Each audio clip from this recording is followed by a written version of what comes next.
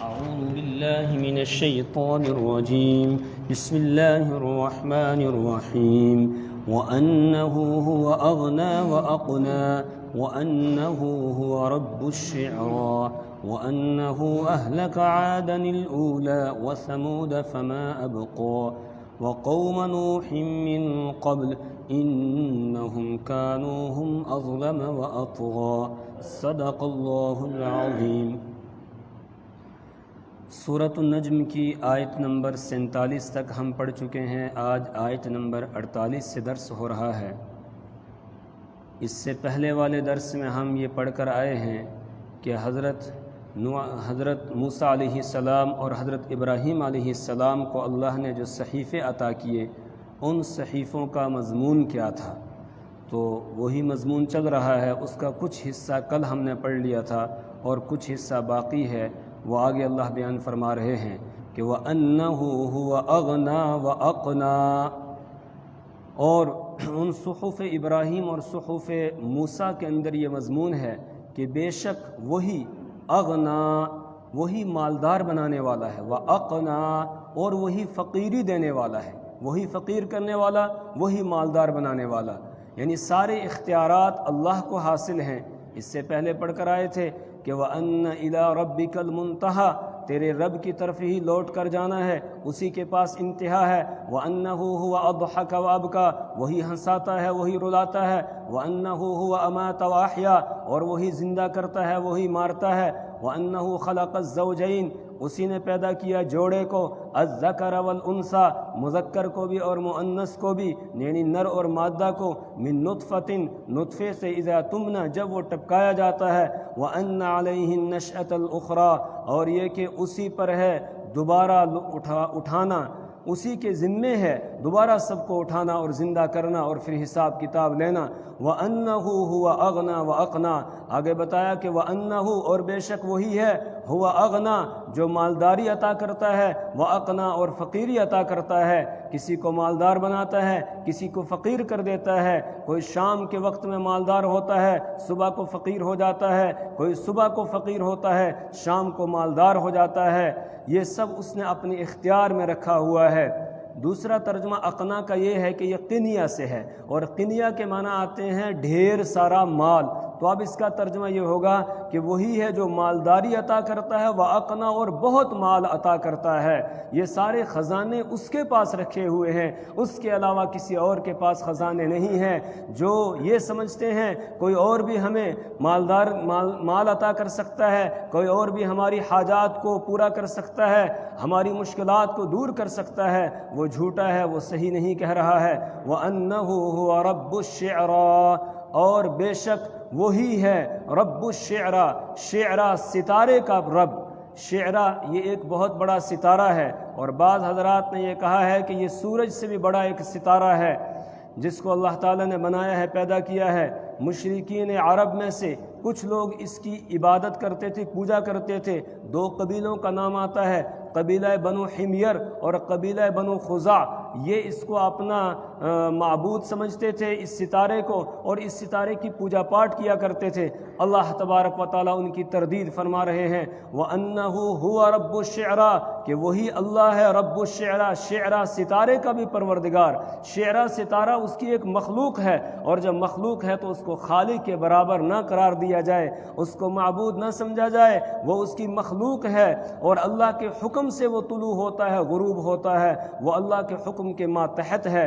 وَأَنَّهُ أَهْلَكَ عَادًا الْأُولَىٰ، اور یہ کہ وہی ہے جس نے ہلاک کیا عادًا الْأُولَىٰ، پہلی قوم عاد کو۔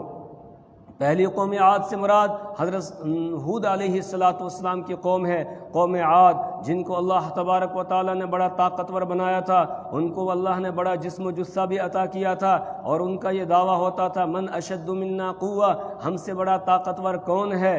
اللہ تبارک و تعالیٰ نے ان کی نافرمانی کی وجہ سے ان کے اوپر ہوا کو مسلط کیا، اور ہوا کے ذریعے سے اللہ تعالیٰ نے ان کو ہلاک کر دیا۔ وَثَمُودَ، اور قوم سمود کو اسی نے ہلاک کیا ہے۔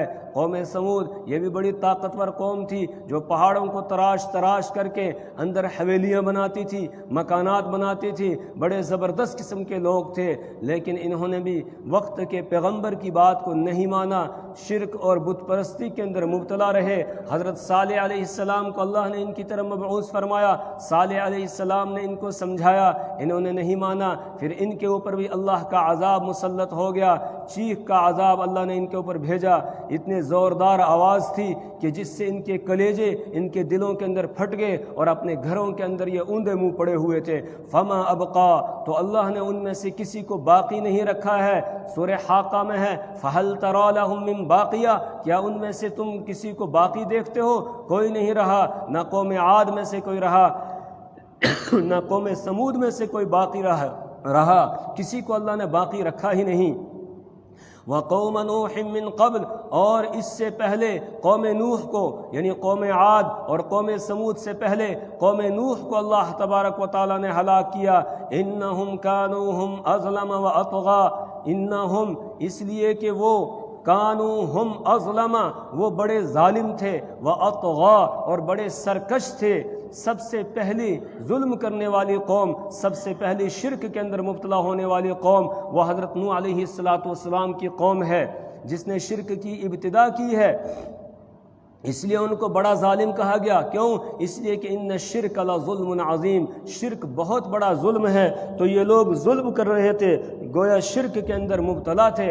اللہ تبارک و تعالیٰ نے حضرت نوح علیہ السلام کو ان کی طرف مبعوث کیا۔ حضرت نوح علیہ السلام ایک لمبے عرصے تک ان کو سمجھاتے رہے۔ فلبث فیہم الف سنۃ الا 50 عاما، اللہ فرماتے ہیں کہ 950 سال تک ان کے درمیان ٹھہرے رہے حضرت نوح علیہ السلام، اور ان کو سمجھاتے رہے، اللہ کا پیغام پہنچاتے رہے۔ یا قوم اعبدوا اللہ ما لکم من الہ غیرہ، اے قوم اللہ کی عبادت کرو، اللہ کے علاوہ کوئی تمہارا معبود نہیں ہے، کوئی تمہارا کارساز نہیں ہے، کوئی تمہاری بگڑی بنانے والا نہیں ہے، کوئی تمہارا مشکل کشا اور حاجت روا نہیں ہے۔ یہی پیغام سناتے رہے، اور کیسے سنایا 950 سال تک؟ سورہ نوح کے اندر ہے، حضرت نوح علیہ السلام اللہ کے سامنے اپنی فریاد کرتے ہیں، قال رب انی دعوت قومی لیلا ونہارا فلم یزدہم دعائی الا فرارا وانی کلما دعوتہم لتغفر لہم جعلوا اصابعہم فی آذانہم واستغشوا ثیابہم واصروا واستکبروا استکبارا، کہ اے میرے پروردگار انی دعوتہم جہارا، میں نے ان کو پروردگار بہت سمجھایا۔ قال رب انی دعوت قومی لیلا ونہارا، میں نے رات کو بھی سمجھایا، دن کو بھی سمجھایا، نہ رات دیکھی نہ دن دیکھا، جہاں جو ملا جس حالت میں ملا اس کو سمجھایا۔ مفسرین نے لکھا ہے نوح علیہ السلام دیکھتے تھے کوئی کھیت کے اندر ہل لگا رہا ہے، بس اسی کے پاس پہنچ جاتے، اس کے ساتھ ساتھ چلتے رہتے، اس کو اللہ کا پیغام سناتے رہتے، اللہ کا تعارف اس کے سامنے کرتے۔ کسی کو بازار میں دیکھا خرید و فروخت کر رہا ہے، اسی کے پاس پہنچ جاتے۔ کسی کو اور کسی کام کے اندر لگے ہوئے دیکھا تو ہر جگہ جو ہے پہنچتے، کہیں کوئی مجمع ہوتا، کوئی شادی بیاہ کی جو ہے تقریب ہوتی یا کوئی اور تقریب ہوتی، وہاں پہنچ جاتے، لوگوں کو سمجھاتے، تنہائی میں بھی ایک ایک کی ٹھوڑی میں ہاتھ لگا کر اس کو سمجھاتے، اور مجموع کے اندر بھی قال رب انی دعوت قومی لیلا ونہارا فلم یزدہم دعائی الا فرارا، اے میرے پروردگار 950 سال ہو گئے ان کو جھوں جھوں میں سمجھاتا ہوں، یہ دور بھاگتے ہیں، اور جیسے ہی میں ان کے پاس آتا ہوں آ کر ان کو سمجھاتا ہوں لتغفر لہم، تاکہ آپ ان کو معاف کر دیں، جعلوا اصابعہم فی آذانہم، اپنی انگلیاں اپنے کانوں کے اندر ٹھونس لیتے ہیں اور اپنے چہروں کے اوپر کپڑا ڈال لیتے ہیں، میری شکل دیکھنا بھی گوارا نہیں کرتے ہیں۔ اے پروردگار میں نے بہت ان کو سمجھایا، لیکن یہ تکبر کے اندر مبتلا ہو گئے، ہر اعتبار سے میں نے ان کو سمجھایا ہے۔ جب اس طریقے سے حضرت نوح علیہ السلام نے فریاد کی اللہ کے سامنے، اللہ کی طرف سے حکم آتا ہے وَأُوحِيَ إِلَىٰ نُوحٍ أَنَّهُ لَن يُؤْمِنَ مِن قَوْمِكَ إِلَّا مَن قَدْ آمَنَ، اور نوح علیہ السلام کی طرف وحی کی جاتی ہے کہ آپ کی قوم میں سے جن لوگوں نے ایمان لانا تھا لا چکے، اب ایمان لانے والے نہیں ہیں، اس لیے فَلَا تَبْتَئِسْ بِمَا كَانُوا يَفْعَلُونَ، جو یہ کر رہے ہیں اس پر آپ کو زیادہ مایوس اور پریشان ہونے کی ضرورت نہیں ہے۔ نوح علیہ السلام کے پاس جب یہ پیغام پہنچا، ہاتھ اٹھا بٹھا لیے۔ پروردگارہ جب ان میں سے کوئی ایمان قبول کرنے والا ہے ہی نہیں، رب لا تذر علی الارض من الکافرین دیارا، اللہ پھر کافروں کا ایک گھر بھی زمین کے اوپر باقی نہ رکھنا۔ کیوں؟ اس لیے کہ اگر ان میں سے کوئی باقی رہا تو پھر یہ تیرے بندوں کو گمراہ کریں گے۔ رب لا تذر علی الارض من الکافرین دیارا انہم یضل عبادک ولا یلد الا فاجرا کفارا، یہ تیرے بندوں کو گمراہ کریں گے اور آگے جو ان کی اولاد ہوگی وہ بھی نافرمان ہی ہوگی، نافرمان اولاد کو جنم دیں گے، اس لیے ان کو صفائے ہستی سے مٹا دے، ان کے ساتھ تو نمٹ لے۔ اللہ کی طرف سے حکم آتا ہے وَاصْنَعِ الْفُلْكَ بِأَعْيُنِنَا، کہ ہماری نگرانی میں کشتی بناؤ، اور یاد رکھنا نوح آپ بڑے نرم دل ہو، وَلَا تُخَاطِبْنِي فِي الَّذِينَ ظَلَمُوا، جنہوں نے ظلم کیا ہے ان کے بارے میں پھر مجھ سے سفارش نہیں کرنے لگ جانا جب یہ غرق کیے جائیں گے۔ بناؤ کشتی۔ نوح علیہ السلام نے کشتی بنانا شروع کی، جب کشتی بن گئی، کشتی بننے کے بعد اللہ کی طرف سے حکم آتا ہے اب بس عذاب آنے والا ہے، جب تنور سے پانی پھوٹ پڑے گا تو بس آپ پھر کشتی کے اندر خود بھی سوار ہو جائیں، اور جو ایمان لانے والے ہیں آپ پر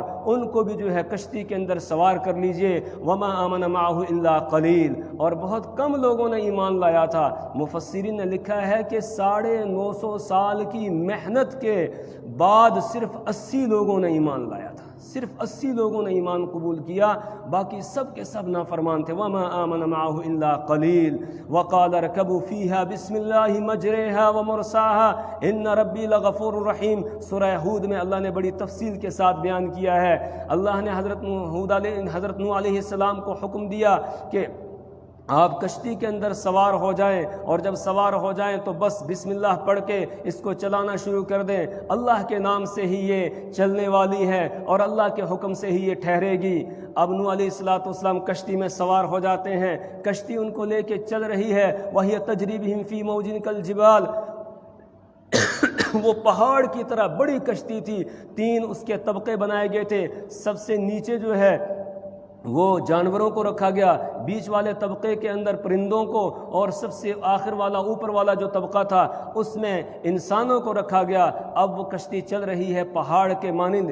اسی دوران حضرت نوح علیہ السلام اپنے بیٹے کو دیکھتے ہیں کہ وہ پانی کے اندر ڈوب رہا ہے، پانی کے اندر ہے۔ نوح علیہ السلام کی جو ایک باپ کی شفقت پدری ہوتی ہے وہ جاگ اٹھی اور فوراً کہا یا بنی ارکب معنا ولا تکن مع الکافرین، بیٹے آ جا ہمارے ساتھ سوار ہو جا، ولا تکن مع الکافرین، اور کافروں کا ساتھ نہ دے، ایمان قبول کر لے، ابھی بھی موقع ہے، آ جا کشتی کے اندر سوار ہو جا، یا بنی ارکب معنا ولا تکن مع الکافرین۔ لیکن بیٹا اتنا نافرمان تھا، اب بھی اس کو بات سمجھ میں نہیں آئی، کہنے لگا سآوی الی جبل یعصمنی من الماء، کہ میں پہاڑ کی چوٹی پر چڑھ جاؤں گا، بس پہاڑ مجھے بچا لے گا، پہاڑ بچائے گا۔ اب بھی نہیں کہہ رہا اللہ بچائے گا، کہہ رہا ہے پہاڑ بچائے گا۔ یعصمنی من الماء، عذاب کے اندر مبتلا ہے تب بھی نہیں مان رہا ہے، یہ تو فرعون سے بھی زیادہ خطرناک۔ فرعون جب عذاب میں مبتلا ہوا مان گیا، کہنے لگا اب میں ایمان لاتا ہوں اس ذات پر جس پر بنی اسرائیل نے ایمان لایا۔ لیکن نوح علیہ السلام کا بیٹا اب بھی کہتا ہے یعصمنی من الماء، میں پہاڑ پر چڑھ جاؤں گا، پہاڑ مجھے پانی سے بچا لے گا۔ نوح علیہ السلام نے فرمایا لا عاصم اليوم من امر اللہ، بیٹے آج اللہ کے حکم سے کوئی بچانے والا نہیں ہے، الا من رحم، آج وہی بچے گا جس پر اللہ رحم کرے، وہی بچ سکتا ہے، اس کے علاوہ کوئی بچنے والا نہیں ہے۔ ابھی باپ اور بیٹے کی یہ بات چل رہی تھی۔ وحال بینہم الموج فکان من المغرقین، اتنی دیر میں ایک موج کا ایک تھپیڑا آتا ہے پانی کا ایک، بس وہ غرق ہونے والوں میں سے ہو جاتا ہے۔ نوح علیہ السلام کے پھر وہ باپ کی جو ایک شفقت ہوتی ہے اپنی اولاد کے ساتھ وہ جاگ اٹھتی ہے اور ہاتھ اٹھا کر کہتے ہیں وَنَادَى نُوحٌ رَبَّهُ قَالَ رَبِّ إِنَّ ابْنِي مِنْ أَهْلِي وَإِنَّ وَعْدَكَ الْحَقُّ۔ نوح علیہ السلام اللہ کو پکارتے ہیں اور کہتے ہیں اے میرے پروردگار، یہ میرا بیٹا تھا، میرے اہل میں سے تھا، اور آپ نے وعدہ کیا تھا تیرے اہل و عیال کو بچاؤں گا۔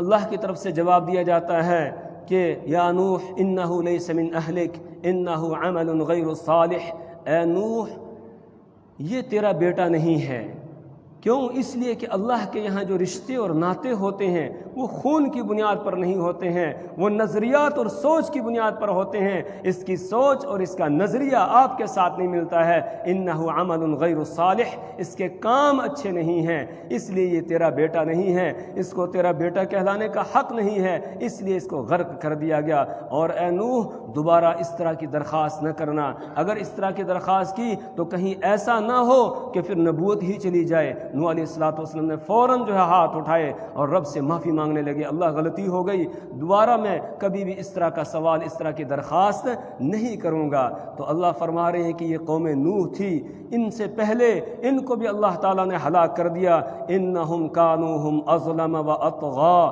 کہ جو بڑے ظالم تھے، وَأَطْغَا، اور بڑی سرکشی کرنے والے تھے، وَالْمُؤْتَفِكَةَ أَهْوَا، اور وہ بستیاں جو اور پلٹنے والی یا الٹی ہونے والی بستیاں، احوا، جن کو اللہ نے پٹخ دیا، والمؤتفکۃ، اور پلٹنے والی بستیاں، احوا، جن کو اللہ نے پٹخ دیا۔ یہ کون سی بستیاں تھیں؟ یہ قوم لوط علیہ السلام کی قوم کی بستیاں تھیں۔ صدوم کے علاقے کے اندر یہ رہتے تھے، وہاں ان کی بستیاں تھیں، اور یہ غیر فطری کام کے اندر مبتلا تھے، عورتوں کو چھوڑ کر مردوں کے ساتھ اپنی خواہشات کو پورا کرتے تھے۔ حضرت لوط علیہ السلام نے ان کو سمجھایا بجایا، ایک لمبے عرصے تک انہوں نے نہیں مانا، پھر اللہ کی طرف سے ان کے اوپر عذاب مسلط کر دیا گیا۔ اللہ فرما رہے ان کی بستیوں کو پلٹ دیا گیا، اللہ نے پٹک کے اوپر سے نیچے مارا۔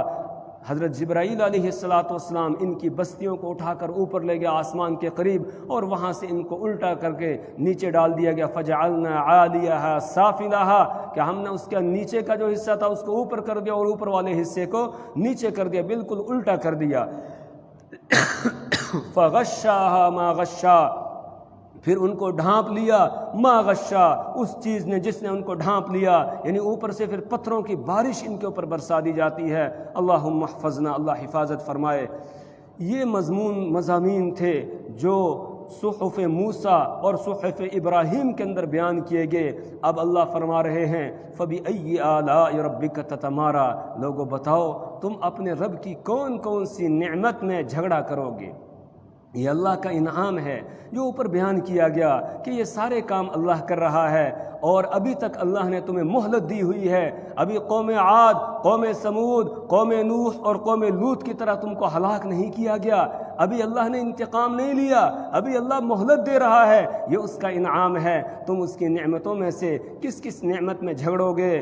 ھذا نذیر من النذر الاولی، ھذا، یہ یعنی یہ محمد عربی صلی اللہ علیہ وسلم جن سے تم جھگڑ رہے ہو، جن کو تم طرح طرح کے نام دیتے ہو، کبھی کاہن کہتے ہو، کبھی ساحر کہتے ہو، کبھی کذاب کہتے ہو، کبھی جو ہے اور کوئی نام ان کو دیتے ہو۔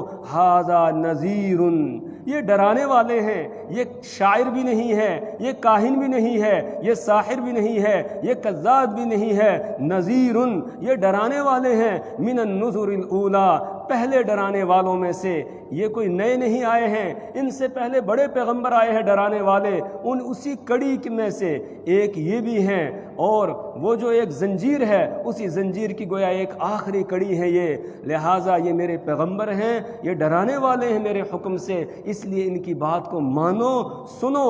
ازفت الازفہ، قریب آنے والی قریب آ لگی ہے، یعنی قیامت آنے والی ہے اور بہت جلد آنے والی ہے، وہ زیادہ دور نہیں ہے۔ انہم یرونہ بعیدا ونراہ قریبا، لوگ اسے دور سمجھتے ہیں، ہم اس کو قریب سمجھتے ہیں۔ اب قیامت میں اور اس پیغمبر میں کوئی فرق نہیں ہے، ان کے بعد کوئی اور نبی آنے والا نہیں ہے، ان کے بعد اب قیامت ہی آئے گی، اور جب قیامت آ جائے گی لیس لہا من دون اللہ کاشفہ، تو کوئی نہیں ہے من دون اللہ کے علاوہ کاشفہ، اس کو روکنے والا، اس کو ہٹانے والا کوئی نہیں ہے۔ جب اللہ اس کو لانا چاہے گا وہ آ جائے گی، پھر اس کو کوئی روک نہیں سکے گا۔ افمن ھذا الحدیث تعجبون، کیا لوگ اس بات سے تعجب کرتے ہیں، یعنی اس کو بعید سمجھتے ہیں، قیامت کے آنے کو بعید سمجھتے ہیں، اس دنیا کے خاتمے کو بعید سمجھتے ہیں، پھر دوبارہ زندہ ہونے کو بعید سمجھتے ہیں اور اس پر تعجب کرتے ہیں۔ وتضحکون، اور تم ہنستے ہو، ولا تبکون، اور تم روتے نہیں ہو۔ تمہیں رونا چاہیے تھا قیامت کے منظر کشی تمہارے سامنے کی جاتی ہے، اس کے مناظر تمہارے سامنے بیان کیے جاتے ہیں، اللہ کی وحدانیت اور توحید اور اس کی طاقت و قوت کو بیان کیا جاتا ہے، پہلی قوموں کی ہلاکت کا تمہارے سامنے تذکرہ کیا جاتا ہے، جس کا نتیجہ یہ ہونا چاہیے تھا کہ تم ڈرتے اور اس کے سامنے روتے، اس کے کلام کو پڑھتے، سنتے، اس میں تدبر کرتے، غور و فکر کرتے، اور پھر روتے، ہنستے نہیں، لیکن تم مذاق اڑاتے ہو، وَتَضْحَكُونَ اور ہنستے ہو، وَلَا تَبْكُونَ اور تم روتے نہیں ہو، وَأَنْتُمْ سَامِدُونَ اور تم تکبر کے اندر مبتلا ہو۔ وَأَنْتُمْ سَامِدُونَ سمود کے معنی آتے ہیں متکبر، تکبر کرنا، وَأَنْتُمْ سَامِدُونَ اور تم تکبر کرتے ہو، لہذا تکبر سے باز آ جاؤ، تکبر نہ کرو، فَاسْجُدُوا عاجزی اور انکساری کا اظہار کرو تو فَاسْجُدُوا لِلَّهِ پس سجدہ کرو اللہ کو، وَاعْبُدُوا اور اسی کی عبادت کرو۔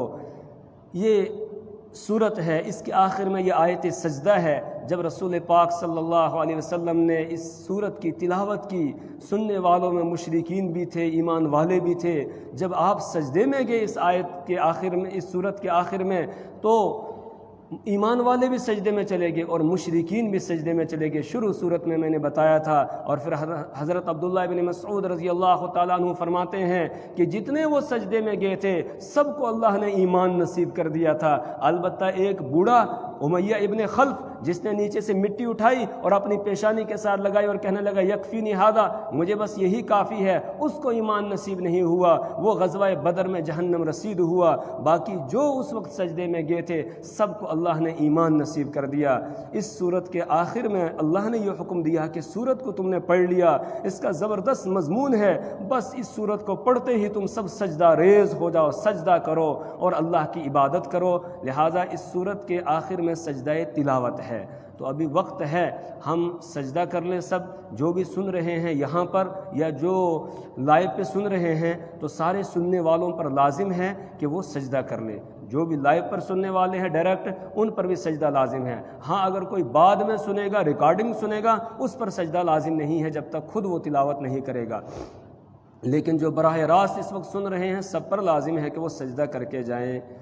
اللہ سے دعا کریں اللہ اپنی کتاب کی سمجھ اور فہم عطا فرمائے، اللہ اس کے مطابق ہمیں عمل کی توفیق عطا فرمائے، اللہ تعالیٰ اعمال صالحہ کی توفیق عطا فرمائے، برے اعمال سے ہماری نسلوں کی حفاظت فرمائے۔ سبحان اللہ وبحمدہ، سبحانک اللہم وبحمدک، ونشہد ان لا الہ الا انت، ونستغفرک۔